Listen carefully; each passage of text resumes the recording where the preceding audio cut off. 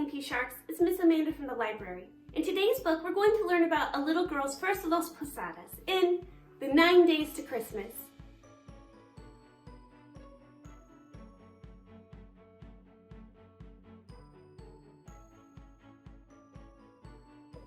"9 Days to Christmas, a story of Mexico." Written by Marie Halls Etes and Aurora Labastida. Illustrated by Marie Hall Etes. Christmas was coming. Ceci knew, for all the children were talking about it. Then one day she heard her mother and aunts making plans for the posada, the special Christmas parties. Each night for 9 nights before Christmas, there would be a posada, and each night at a different house. "Let us have the first one at our house," her mother said. "For now that Ceci is old enough to go to kindergarten, I think she is old enough to stay up for the posadas, and old enough to have one of her own." Ceci hardly could believe it, that she was going to have a posada. "And will I have a piñata?" she asked. She was thinking of all the wonderful piñatas that hung outside the factory where they are made. She knew that piñatas were only paper with clay pots inside, but they all seemed alive. "Whoever heard of a posada with no piñata?" Aunt Matilde laughed, giving a twitch of one of Cecilia's tiny braids. "But will I have one?" Ceci asked her mother again. "You wait and see, Ceci," said her mother. "You wait and see." The next day, as on every other day, Ceci's big brother Salvador left her at the kindergarten gate on his way to school. And as on every day, Ceci watered the flowers in the garden and danced in a circle and painted pictures. But at noon, just before it was time for the children to run to the gate to see who was waiting for them, Ceci's teacher called her group together under the pepper tree and gave each child a pretty candy and said goodbye. For unlike other days, today was the last day of school. "Hurrah, hurrah," said Salvador as he and Ceci walked home together. "No more school until February." Salvador was happy that school was over. Now he could play baseball with the other boys and watch television at his grandmother's and play his guitar. But Ceci was sad. She loved her kindergarten and didn't know what she could do at home while she waited for her Christmas posada. "How long will I have to wait?" she asked Salvador. "Wait for what?" he asked. "For my posada," said Ceci. "Till 9 days before Christmas," he said. 21 days. The next morning, before anyone else in the house was up, Ceci was out watching Maria, their servant, sweep the front sidewalk. "Is today the day of my posada?" she asked. "Not yet, Ceci," Maria laughed. "Not yet." Later, Ceci went with Maria down the street to where 2 old women were selling tortillas, corn flour pancakes. The women were slapping the dough between their hands and throwing the cakes on a sheet of hot iron to bake. Other servant girls were buying tortillas already made, but Maria just bought some dough. Maria knew how to slap the pancakes herself. As they came back past their corner, they stopped again, and Maria bought the morning newspaper for Ceci's father. After breakfast, when her father left for the office, Ceci ran to the gate with him and kissed him goodbye. Then she went in and watched her mother bathe the baby. When the baby was dressed, her mother let Ceci hold him for just a minute, but then her mother took him away and put him in his crib for sleep. "Let me go with you," said Ceci. Then she saw that her mother was getting ready to go to market. "Oh no, Ceci," said her mother. "You are too little to go to market." So Ceci picked up her favorite doll, Gabina, and played with her. "No one will ever take me to market," she told Gabina. "But someday I will go, and I will take you too, Gabina. Do you want to go to the market?" And because Gabina's head was loose, Ceci only had to give her a little shake and make her nod yes.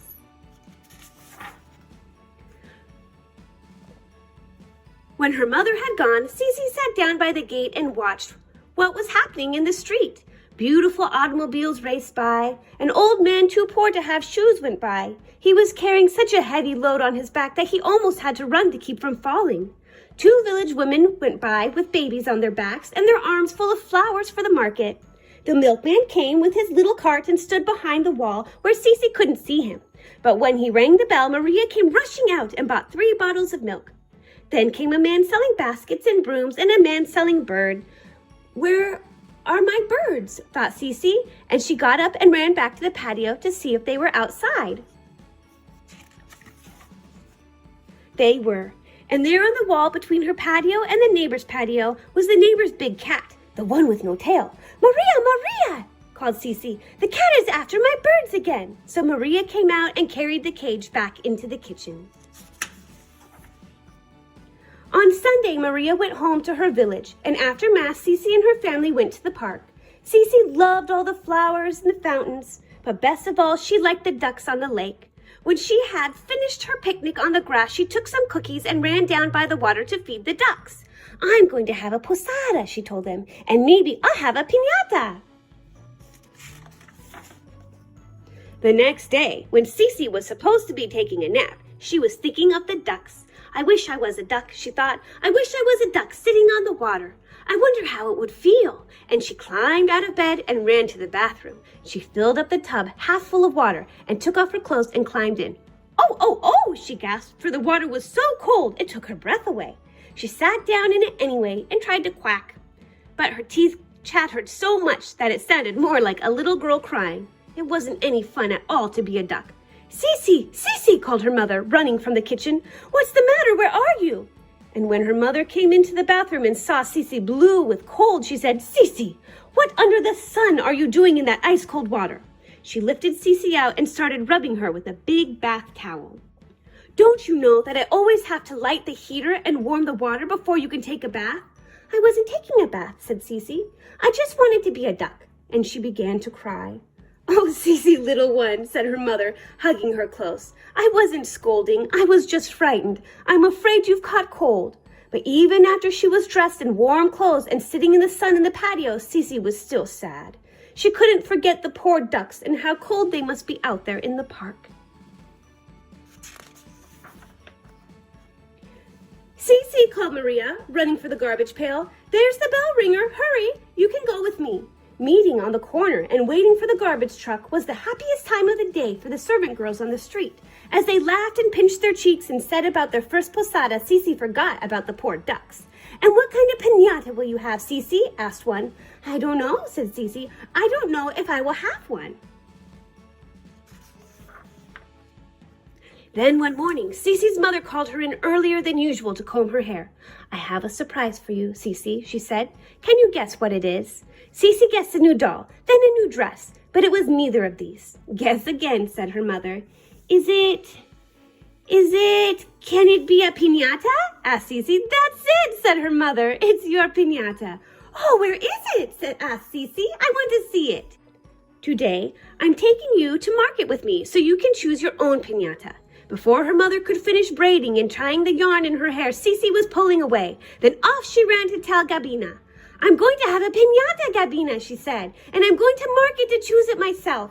I'll choose the most beautiful piñata in the world, and it will be yours too, Gabina. Do you want to go to market with me?"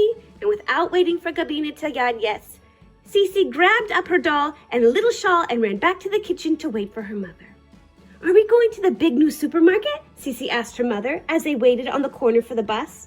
"No, Ceci," said her mother. "For your piñata and other things we need for a posada, we must go to an old Mexican market." As they entered the Christmas-time market, Ceci stopped still. Fairies and goblins must have been here in the night, she thought. How else could it be so beautiful? There were candles and toys and sparklers and painted clay figures of Joseph and Mary and the donkey and little lambs and cows. But Ceci didn't look long at those, for on ahead, swinging and turning in the wind, were the piñatas. And since her mother had stopped to buy candles and other things, Ceci went on, nearer and nearer the piñatas. There were hundreds of piñatas, enormous piñatas, big piñatas and little piñatas. And as Ceci entered the world of the piñatas, they all came to life and greeted her. "Welcome, welcome, little girl," they said. "Do you want to know us better?" And they turned around this way and that so she could see them from all sides. "Why don't you hang your doll up here with us?" said a gray parrot. "That doll would enjoy dancing in the wind before she is broken." "Broken? Oh no," said Ceci, holding Gabina closer. "This is a real doll. This is not a piñata."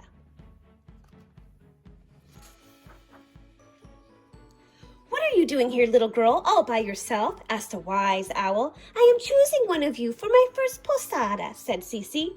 Now, when the other piñatas heard this, they started calling to her, asking her to choose them. For wonderful things often happened to piñatas chosen by little girls for their first posada. That was because the little girls loved them. "Take me," said one. "I am little and you can carry me better." "Take me," said an elephant. "I am big and can hold more fruit." "Bah, bah," said a lamb. "Take me. I am soft with white and nice and bell, and you can keep for yourself when I am broken." Ceci didn't know which ones to choose, so she went on. Suddenly, she stopped, for there, up above the other piñatas, was a big, shining gold star. "Oh," said Ceci, "you're the most beautiful piñata in the world." But the star said nothing. It just kept shining and turning about for her to see. "Ceci," called her mother, "you've gone too far. Wait for me." Now, when Ceci's mother came near, all the piñatas were hanging in silence again.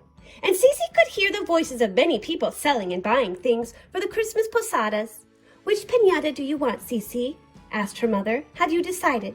Ceci looked back at the other piñatas. She loved them all, but she could only have one, so she pointed to the star. "Oh, what a beautiful one, Ceci," said her mother. "It's the star that showed the wise men where to find the baby Jesus." So they bought the big star and carried it home in their taxi. And the next day, when Ceci woke up, she didn't have to ask. She knew. It was the day she had been waiting for, the day of her posada. Early in the morning, her mother and Maria filled corn husks and with sweet corn flour pudding mixed with raisins and packed them into kettles to steam. Then they colored fruit juice with bright red flowers from the market. Ceci was helping them fill little toys with candy when her father called from the patio that he and Salvador were almost ready for the piñata. Her father was holding the ladder and Salvador was stretching ropes between two trees in the patio. So Maria got the piñata and hung it between two chairs in the kitchen, and Ceci filled it all by herself. She put in big, juicy oranges and tiny sweet lemons and peanuts and candies wrapped in pretty paper and red and white sugar canes. Then she went and watched while her father and Salvador tied the piñata to the rope in the patio and pulled it way up to the air. "Look, Ceci," said Salvador, pulling on the end of the rope that hung down by the jacaranda tree. "This is the way we will pull your piñata up and down, to fool the children when they are blindfolded and trying to hit it." "But I don't want them to hit it," said Ceci. "I don't want anyone to break my piñata." "What kind of posada will it be if no one breaks the piñata?" Salvador laughed. "Piñatas are made to be broken." Soon after dark, all of the guests arrived. Ceci, who had dressed up in her village costume because she liked that better than her other clothes, and her cousin Manuel led the procession, which starts every posada, carrying Joseph and Mary and the donkey. They walked slowly around the patio, and everyone else followed with the light candles, singing the song of the Holy Pilgrims. Soon they came to a closed door at the side of the house, and Ceci went up and knocked. At first the people behind the door sang back, "No, there is no room in the inn." But in the end the doors was opened and everyone sang, "Come in, holy pilgrims." So Ceci and Manuel went in and left Joseph and Mary and the donkey on the table. Then they ran back out to the patio. Now the other children started shouting and singing, "Go on, Ceci, don't delay. Bring the toys of candy on the tray." So Ceci and her mother and Maria passed the big trays and everyone a toy filled with candy. Ceci's piñata in the middle of the patio shone like a real star over their heads as the children ran from one side to the other, shooting firecrackers and waving sparklers. "I don't want gold," they began to sing. "I don't want silver. What I want is to break the piñata." So Salvador brought out a long club and a big handkerchief and asked Aunt Matilde and Uncle Pepe to blindfold the children and whirl them around while he held the rope by the tree to pull the piñata up and down. Then there was a great excitement, for everyone wanted to be first to try and break the piñata. The small children just hit the air and made everyone laugh, but the older ones started hitting the piñata. "Blindfold Ceci," called Manuel. "You try, Ceci, it's fun." but Ceci wouldn't try or watch. She went and stood behind the tree near Salvador. "Don't let them hit it," she said. "Don't let them break my piñata." But Salvador laughed with the others, paid no attention to her. Suddenly, there was a crash. Then came shouting and the sound of children scrambling over one another as they tried to grab the good things that were rolling around on the ground. "They've broken it," thought Ceci, but she didn't move or look. She just stood there, listening. And as she listened, she heard a voice up in the branches whispering, "Ceci, Ceci." And there, just above the tree, was the brightest star she had ever seen. "Don't cry, Ceci," it whispered. "Look, because a little girl chose me for her first posada. I am a real star now." And as Ceci watched, the star flew up to the sky. "No one can ever break it now," she thought, "and it will always be mine and Gabina's." Suddenly, Ceci disappeared around the corner of the house. A minute later, she was back with Gabina in her arms. "Look, Gabina," she said. "They couldn't break it because it was real. They only broke the pot inside, and we have given the world a new star for Christmas. Our star, Gabina. Can you see how it's blinking just for us?" And Gabina looked, and she nodded her head 3 times.